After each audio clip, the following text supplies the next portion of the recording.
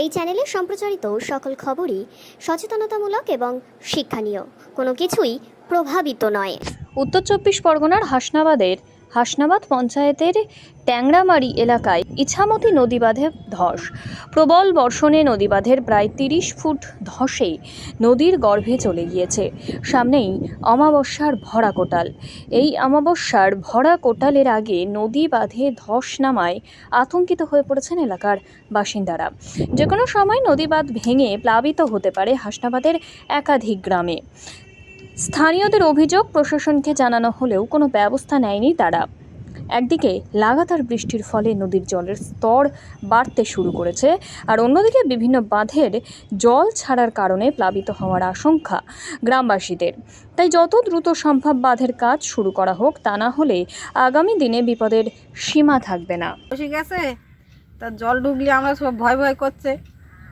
আচ্ছা, কখন বসে গেছে? এই গেছে কদিন আগেই গেছে হুম, বসি, তা এই গুনমাতায় গেছে। আচ্ছা, এখন কি খুব চিন্তায় আছেন? হ্যাঁ, আবার সামনে গুন আছে। হ্যাঁ, জল ঢুকলি তো কি ক্ষতি হবে? আমাদের ঘর বাড়ি সব থাকবে, আর জল ঢুকলি সব নষ্ট হয়ে যাবে, আর আমরা কোথায় যাব? আপনার নাম? আমার নাম কল্যাণী বিশ্বাস। মানে এই যে এখন কি অবস্থা? অবস্থা খারাপ তো, এখানে ভীষণ খারাপ। আচ্ছা, কেন, কি হয়েছে? ওই ফাটল নেই যে ফেটে যাচ্ছে, ভেড়ির মাজারতে বেরিয়ে যাচ্ছে, আচ্ছা, এছাড়া আর অন্য কী হবে? তা এতে কি সমস্যা? হ্যাঁ, কি হবে? সমস্যা, প্রচুর সমস্যা। এখানে জল ঢুকলি তো হুম, যখন তখন মানুষের অ্যাক্সিডেন্ট হবে, এছাড়া আর আচ্ছা। কী হবে? আচ্ছা, এখন কি চিন্তায় আছেন খুব?